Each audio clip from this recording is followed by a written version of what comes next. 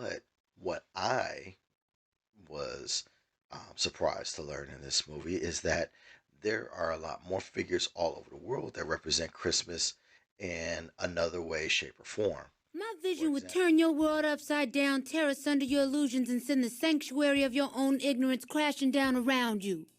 Now ask yourself, are you really ready to see that vision? what up, everybody? Back to go ahead and actually give you another holiday review because you know it's about Merry Christmas, Happy Hanukkah, Happy Kwanzaa, Happy Holidays, Feliz Navidad, and all that kind of good stuff for this time of the year. Appreciate you going actually tuning in.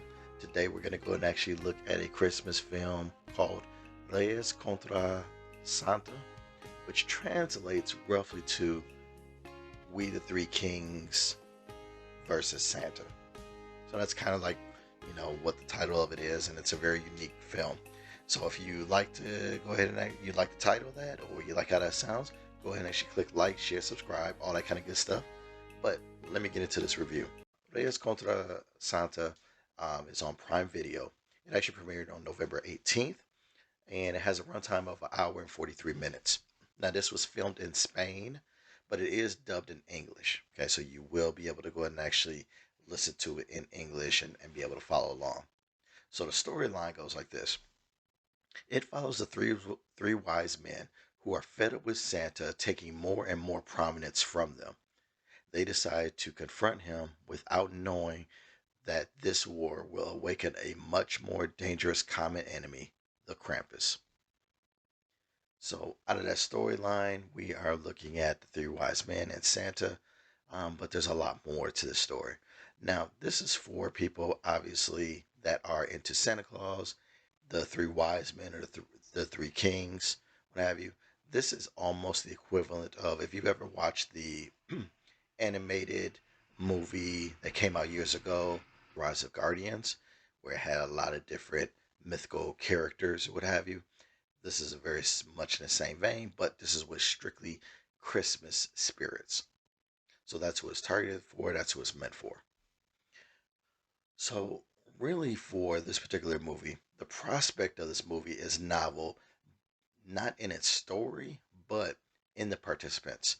Most of Western audiences relate Christmas to Santa Claus and secular civilizations. That will we kind of attach the whole Christmas spirit to. Now, if you're more on the religious aspect of things, of Christianity, the three kings are more renowned in the aspect of Christmas and the Christmas lore and things like that of gift giving because of they brought gifts to the baby Jesus on his birthday. But what I was surprised to learn in this movie is that there are a lot more figures all over the world that represent Christmas in another way, shape, or form. For example, Bafana, an Italian woman who delivers gifts to children January 5th, or Cagatio is related to the tradition of a Germanic Christmas tree and also a bearer of gifts for the little ones with the British Yule log. And the Russian snow maiden of New Year's named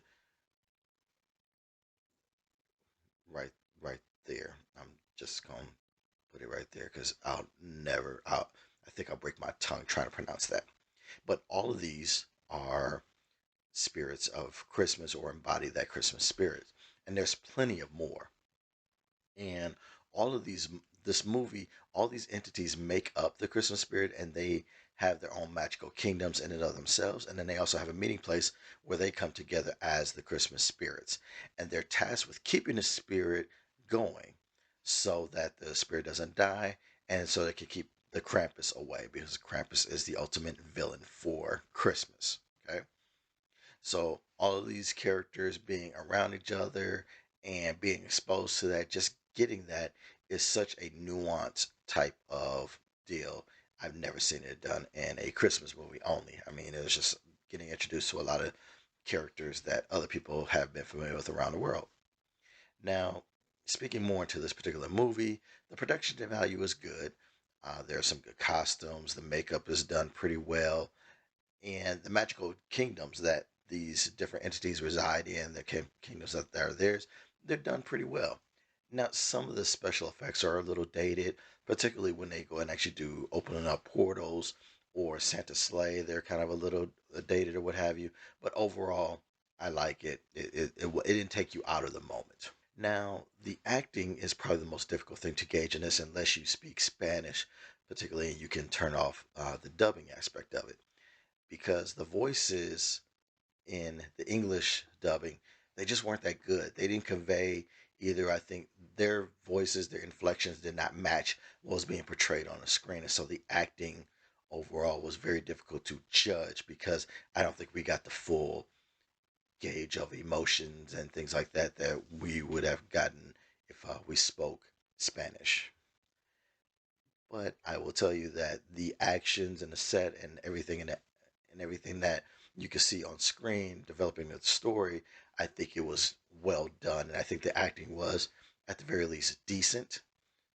And I think I would go with that, saying that it was decent, but it wasn't great because I think we just kind of got robbed of not if you don't speak Spanish, you don't get the full emotional weight. Now, just like any holiday movie, you could see plot points coming, but the unique characters are what kind of keep you engaged into this one. So it's a very unique. The story in and of itself is not super unique. Participants are acting is pretty decent. A lot of different things going on that you'll want to kind of vibe with and tune into to go and actually see what's going on to get to the journey and things like that. It's an overall type of it's an experience. I will say it's a very unique experience. I think thusly what I've seen so far this holiday season.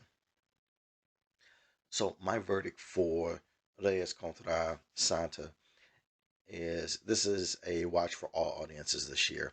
It's a unique blend of different cultures, characters, and dishes, making it an interesting watch. The story does drag here or there, and I don't know if it'll really keep young children's attention. But I think anyone who has an open mind about various characters all over the world will like seeing the intertwining of various cultures coming together to save Christmas. This should be on when like adults want to watch something holiday related that isn't either a classic franchise or Hallmark film. This can actually be an experience that adults and older children, I think, will get something out of this. The other thing that I think that this film would have benefit from is because being shot in Spain, I think they kind of are a little bit more subdued, where I think the last 10 minutes of the movie could have benefited from a little bit of Hollywood esque, a little bit more flair to it to make the ending a little bit more worth it. But overall, this was an enjoyable experience, getting exposed to different cultures and spirits. And I would go and actually recommend everyone go and actually watch this. Not going to be for the younger kids, but for older kids and adults, I think you should go and actually give it a watch in this holiday season. That's what I have for Reyes Contra Santa on Prime Video. Goodbye. Jesús, María y José. Qué pedazo de chispa llevo.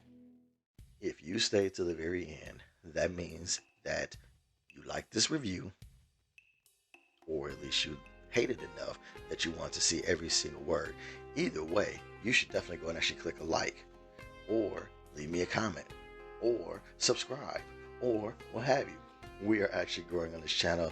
We're almost up to 200 subscribers. This is awesome. But continue to bring you the holiday reviews.